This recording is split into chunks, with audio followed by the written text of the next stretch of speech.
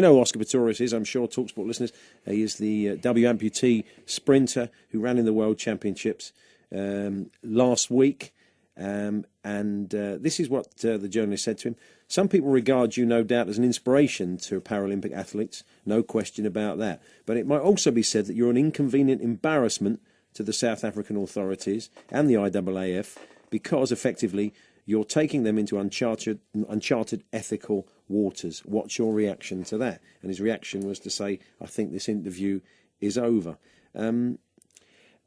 Joining us now is a man who's followed the career of Pistorius. Yeah, he's known him for a long time. Covers Paralympic events for the Telegraph and has championed the man for a long time. It's Gareth A. Davis from the Telegraph, of course. They're also the boxing correspondent. Hi, Gareth. Afternoon, gents. How are you doing? Yeah, good, thanks. I think you've been spending time with Oscar Pistorius today. It's I think the PR people around him said it was not the usual way he would react to the media, but we did have a situation here at TalkSport where Mike Parry asked him a question along similar lines. And he got a very similar reaction as well. I think he decided he didn't want to carry on and put the phone down.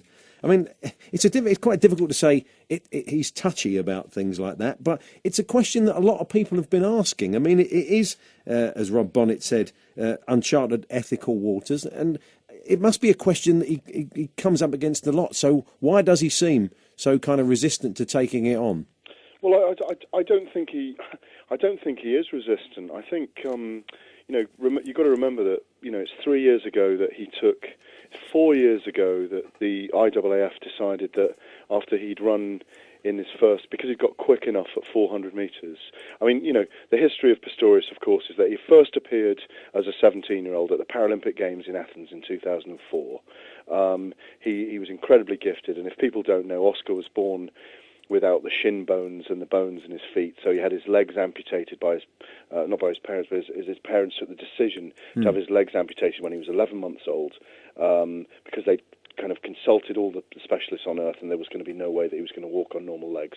So he was amputated equally with both legs below the knee. So obviously he produced the goods at the Paralympics age 17, got faster and faster, and by the time he started competing against able-bodied athletes in 2007, the IAAF had brought a case against him, or changed their ruling, saying that he was banned from those events. Obviously, he won his case then. He did scientific research. He won his case at the Court of Arbitration in Sport against the IAAF, and then was allowed to compete. Missed out on Beijing because he didn't have enough time. And now, of course, 3 years later, he's got quick enough to qualify for the World Able-Bodied Championships. Now, the reason I'm explaining all that is, yes, he has been defending that against whether he has advantages or disadvantages for that entire period of time that he's been fighting his case. And I think, as you say, I mean, I think a lot of people put the phone down on Mike Parry, don't they? But no, I think that was a legitimate question. However it was, if he had a problem with the way it was phrased, Rob Bonnet's question, it's a legitimate question. I've been with Oscar today, believe it or not. I was with his prosthetic sponsors, Osser, this morning, who gave a conference in the city of London, just opposite the Tower of London, where they explained a lot of things about prosthetic process. It was very interesting, and I spoke to Oscar after that, and he said, look, the reason I think he'd just flown in from Daegu the night before. I think it was a very early start. He did BBC Breakfast, and obviously, they touched the wrong buttons, and he was sensitive about it, and he obviously is sensitive about it. When I asked him about it this morning after this conference, he said, sometimes with me, and Oscar, you've met him yourselves. He's a good guy. He's not the kind of person that generally storms out of things like this. But I think he said there's a certain line, and I felt that Rob Bonnet crossed the line in that interview on BBC Radio on the Today programme yesterday morning. So he doesn't regret storming out? No, to be honest, storming out is probably a little bit unfair. We all use the headlines there of storming out, but he'd had enough of the interview. Curtailing the interview. Exactly, curtailed the interview, and he just felt the whole slant of the interview was just too geared towards, he went through a whole week of it, remember, in Daegu, where he's been at the centre of attention in terms of, in a way, he's almost as big a story as Usain Bolt at the Games, because he's at the World Athletics Champs, because he's such a big story.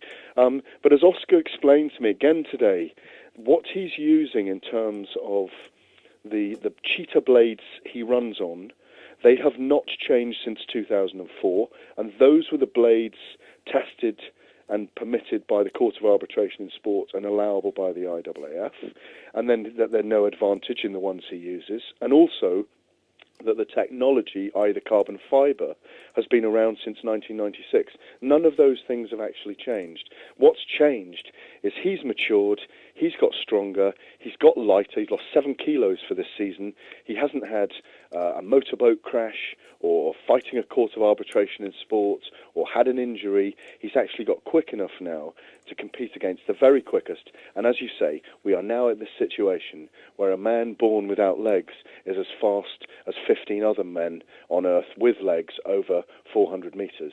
And the debate is whether he has an opportunity to compete with them and whether it's equal footing, if I can use that expression, and whether the blades, give any advantage. When I spoke to a guy called Richard Hirons, who's the prosthetic specialist at Ossa, this Icelandic company who manufacture these things today, he said what's and this is what I think carps and sticks in the craw with Oscar Pistorius, is that people are not aware of all the details around, the genuinely now disadvantages in not having legs, the amount of effort that you have to make compared to people with legs. For example, the spatial awareness, there's no feel of your legs on the ground when you're running. This is the kind of issues I was talking with Mr. Hirons, the scientist, today, and he was saying that what people don't realise is the prosthetic limbs that he uses to run on, that you only get back the effort you put through them, and you never get 100% back anyway. So in many ways, he's working much harder with those limbs he's using than people who have legs. I think the argument will go on and on and on and on, because none of us are party to the entire. I'm not a scientist for a start. I can only read what other people are putting in front of me. I mean, you aren't scientists, much as I can see you in your white coats now, with your kind of pipettes and your Bunsen burners. But you're right, we aren't scientists. No, we can't aren't. confirm that. But the thing is, the bottom line for me on there, my sixpence worth here is, as Andy said, I've followed this young man's career. There's something inspirational about him. And I don't think there are going to be many people. I don't think they're not creating. There's a different. They use a different prosthetic limb in the day. The ambition of Ossa is to be able to create prosthetic limbs for people with joints that they use in everyday life. Their ambition is that they can have lives without limitations, to quote their chief executive today. But when it comes to running, they will only keep to the blades that they're allowed to use that have been ratified by the IAAF, by the Court of Arbitration in Sport in Oscar Pistorius' case. But as I was saying, my sixpence worth on this is, I've covered this guy for 7 years. He truly is inspirational, and I really hope that between now and London 2012. That we do get the opportunity, if he's quick enough, to see him run in the Olympics. Because, yes, it will generate debate, and there'll be people against him, there always will be. But I think it's quite inspiring as a human being to see a person born without these lower limbs have this desire in them to run, and run as fast as anyone. And that's what sticks for me, really.